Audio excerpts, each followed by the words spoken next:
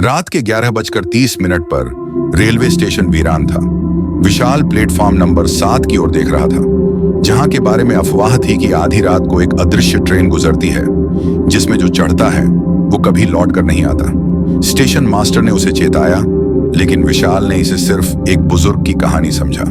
तभी घनी धुंध छा गई, हवा ठंडी हो गई और ट्रेन की सीटी गूंज उठी। धुंध के बीच से एक पुरानी जर्जर ट्रेन आकर रुकी, जो किसी बीते युग की लग रही थी। विशाल जैसे ही अंदर चढ़ा, घुप अंधेरा था।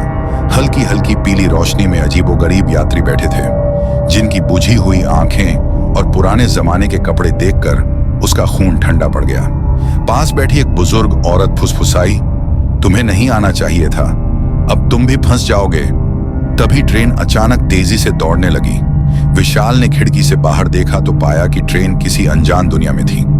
तभी एक बूढ़ा आदमी पास आया और धीमी आवाज में कहा, अगर जिंदा वापस जाना है तो अगले स्टेशन से पहले कूद जाओ, वरना हमेशा के लिए यहीं रह जाओगे। ट्रेन की बत्तियां जलने बुझने लगी, यात्री धीरे धीरे गायब होने लगे और विशाल को एहसास हुआ कि वे इंसान नहीं बल्कि आत्माएं थीं। जैसे ही ट्रेन सुरंग के पास पहुंची, विशाल ने हिम्मत जुटाई और खिड़की से कूद गया।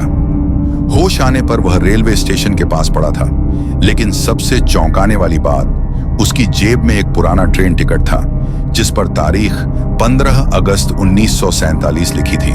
वह घबराकर स्टेशन मास्टर के पास पहुंचा, जिसने टिकट देखकर हैरानी से कहा, यह वही ट्रेन है जो 1947 में गायब हुई थी और उसमें चढ़ने वाला कभी वापस नहीं आया, सिवाय तुम्हारे।